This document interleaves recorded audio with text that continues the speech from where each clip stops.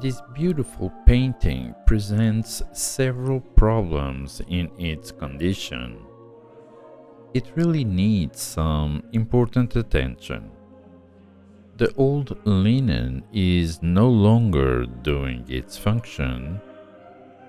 The old varnish is blocking some details and real colors. So, in this project, I will remove the painting from its stretching frame. I will remove the old linen and apply a new one. And as you can see, the glue that was applied in the past to glue the painting to the old canvas is failing in several places. Also, the nails are not working in a lot of places anymore, and even the nails that did survive are extremely oxidized.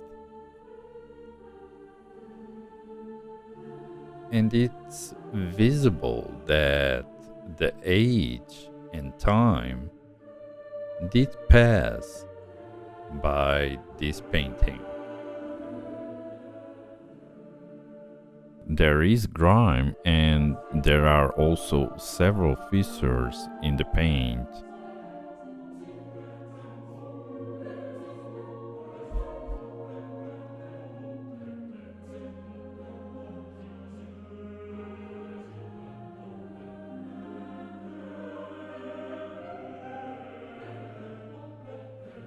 So it is easy to advance that this is one of those projects that will take several steps in its conservation. But before I do it, let me give you also some explanations about this painting. And today I'd like to bring you this painting, which is Jesus praying in the Olive Mount. This is an oil painted painting that is from an unknown artist. Until now, I don't have any indication. So I don't know if when I remove the canvas, I don't know if I will have something in the back. But until now, I have to say that this is from an unknown artist.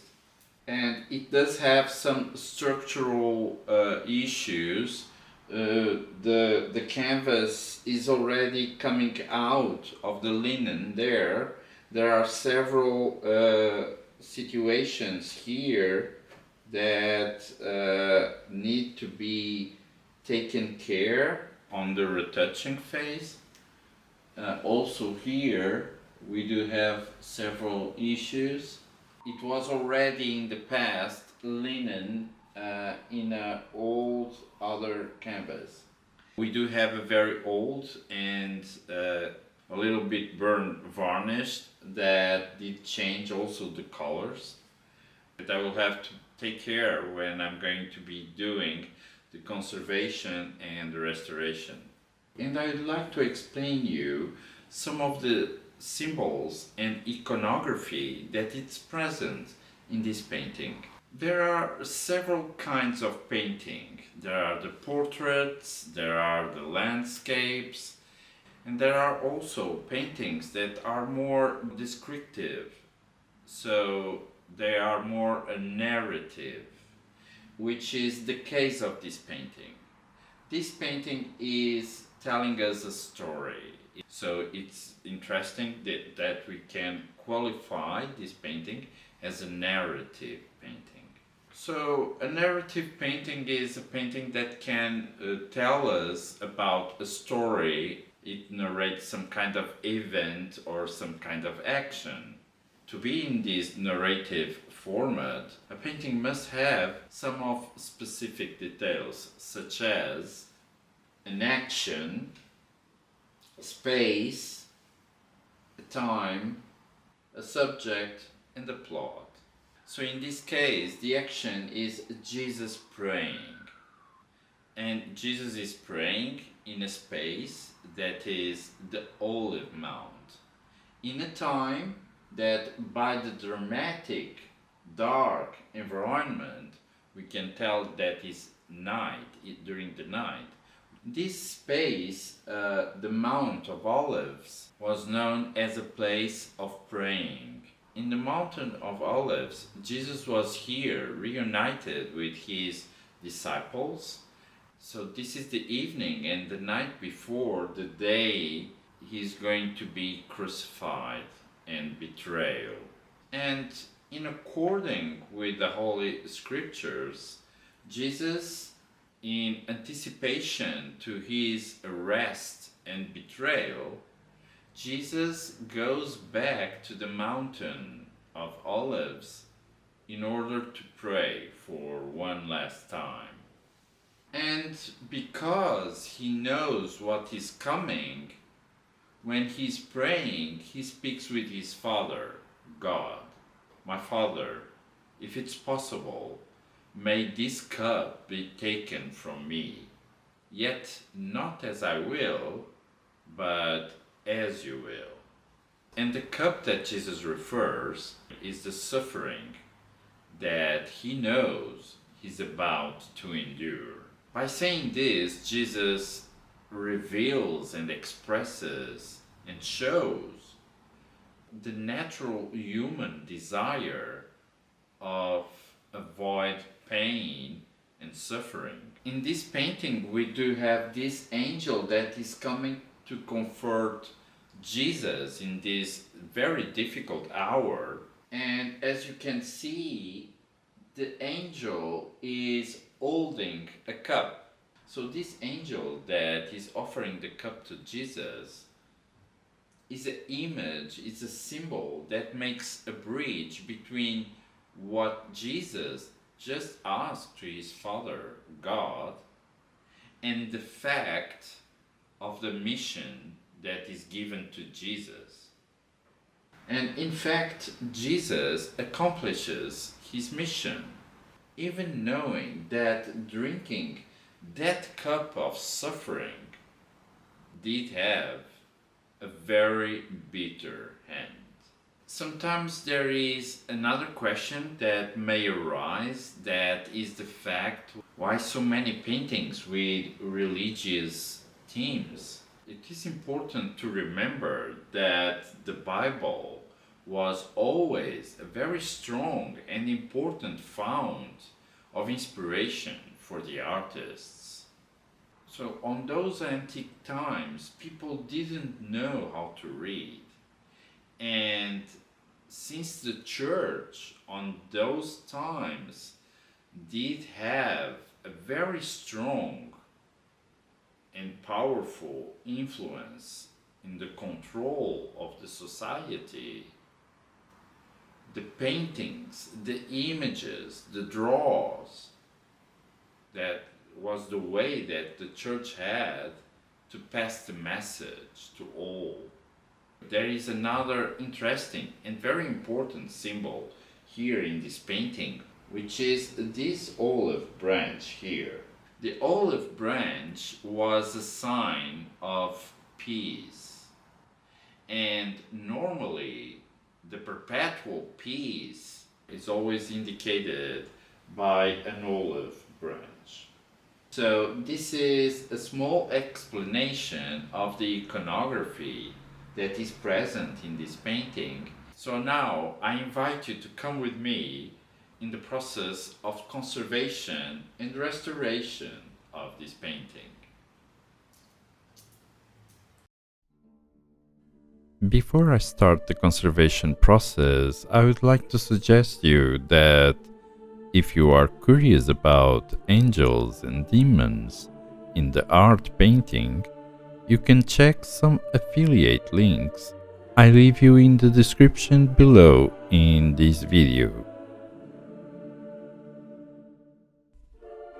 After an analysis to the condition of this painting, I came to the conclusion that I need to do a facing in order to protect it. For that I will use paper from Japan and a gelatin glue. and I'm going to share with you how do I prepare this gelatin glue. For that, I need water in a certain proportion.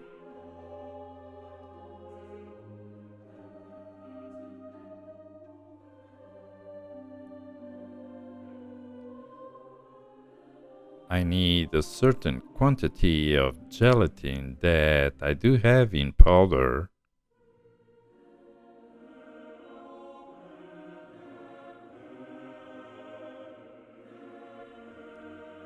And I mix them together. I let it soak for a while and then I warm it up in bain-marie.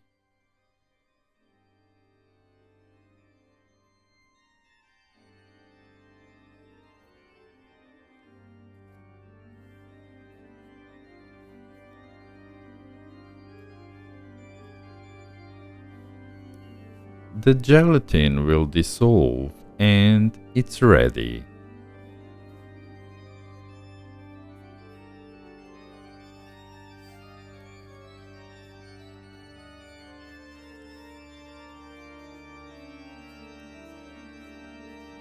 I apply a layer of gelatin glue and the paper over it. When it is dry, the paper will protect the painting during all my manipulation.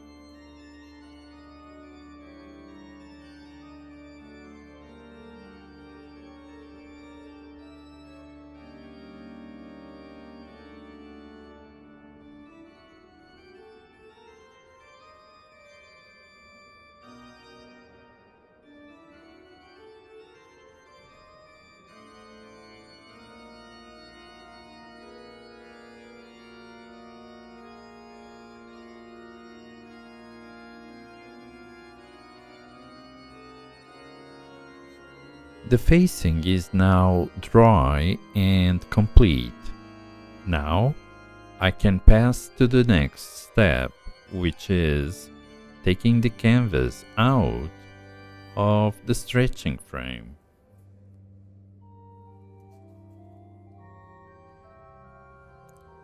And because I am not going to save the old linen where the painting is now glued, and the nails are too old and oxidized, I will just cut the old not good canvas, and the nails I will take them out later.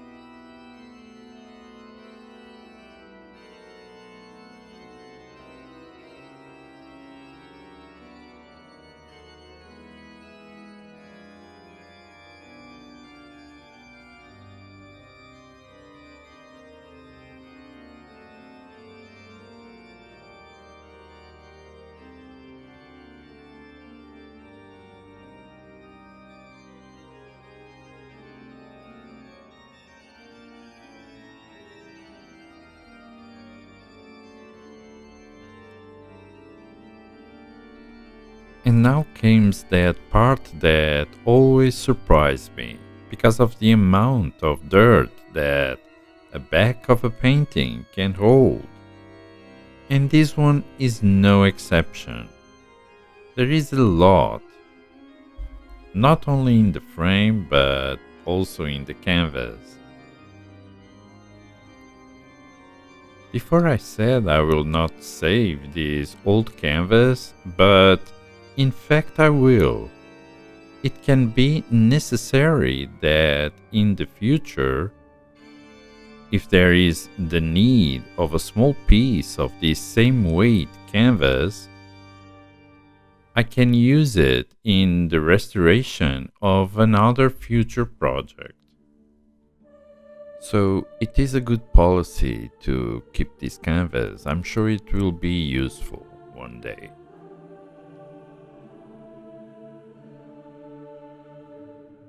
I start to peel the old canvas by the corners, slowly and in a very controlled motion. I don't want to damage the canvas of the painting, and I don't want to have any surprise.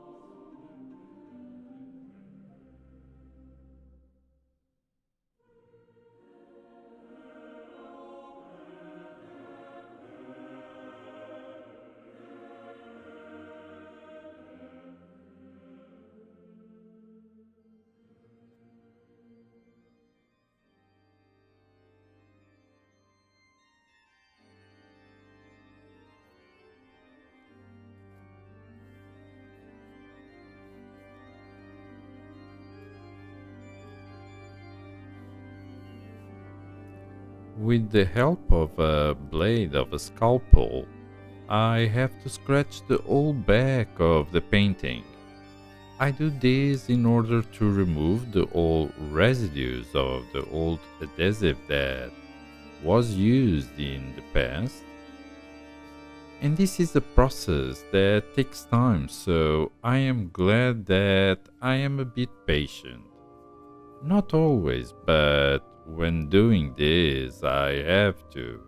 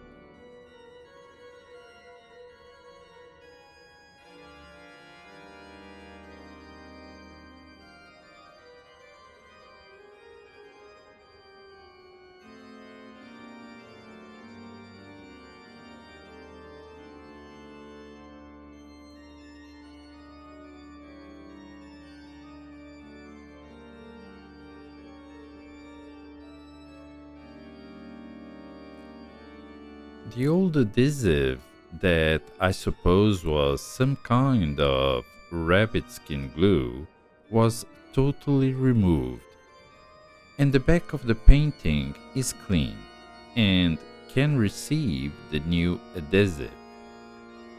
In the whole process of conservation and restoration, one of the most important things, if not the most important, is that all the restorer do needs to be reversible.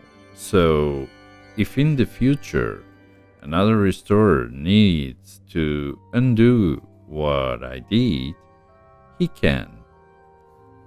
You have seen me in other videos using modern adhesives to linen new canvas, but today I'm going to share with you a process that is known since the 18th century.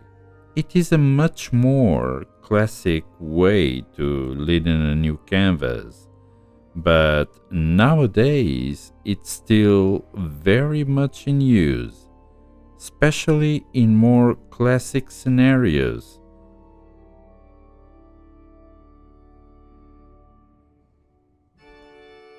And to make this adhesive, I need beeswax that I have in small pearls, and also I need a resin.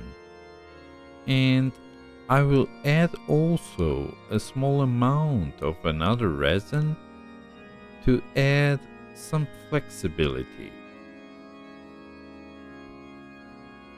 Do measure the right quantity of beeswax that I melt in a bain-marie, and also I will measure the right quantity of resin that I do melt also in another pot.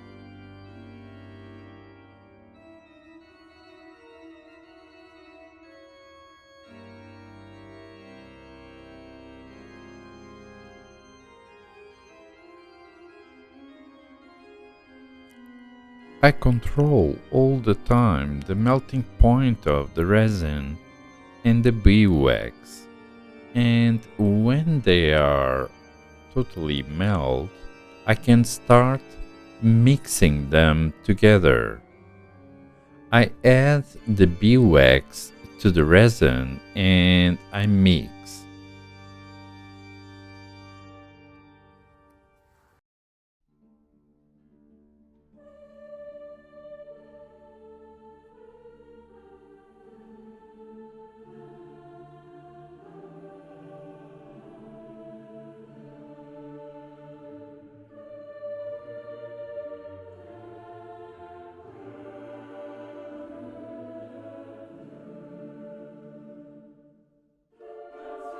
When all the components are well mixed together, I do make a container with mylar film and I let it cool here.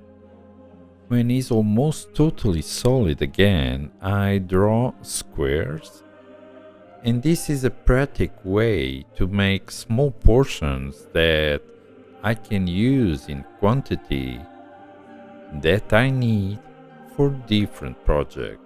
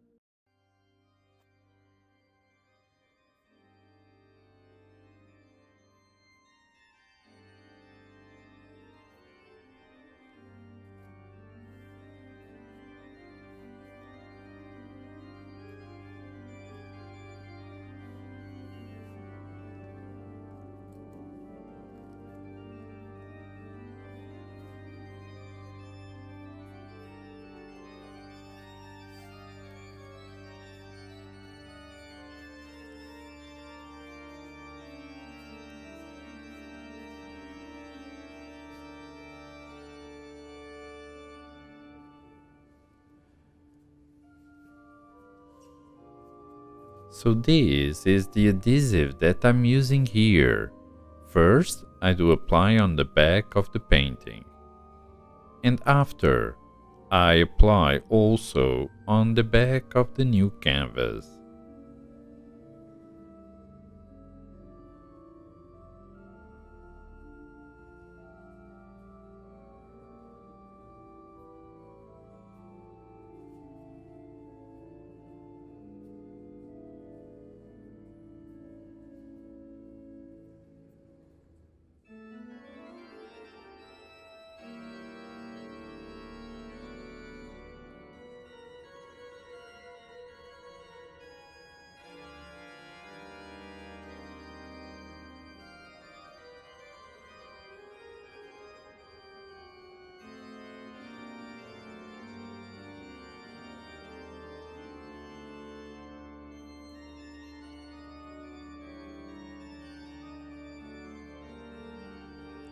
To maintain the working stretcher in the right place, I use 4 heavy sandbags on each corner of the working stretcher.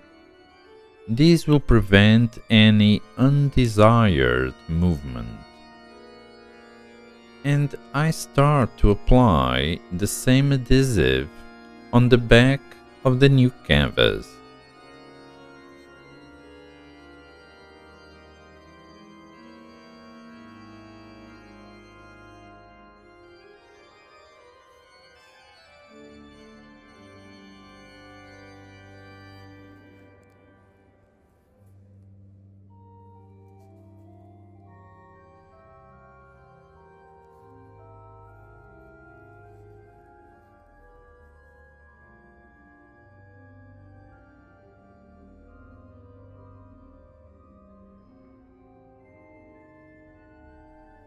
I use a digital thermometer to measure the temperature on my iron.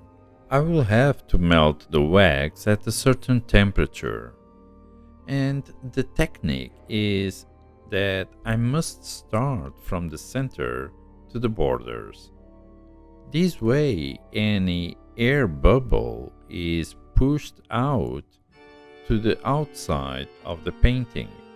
I must also apply pressure as I iron. The heat and the pressure will melt the adhesive, and the painting will be totally glued to the new canvas.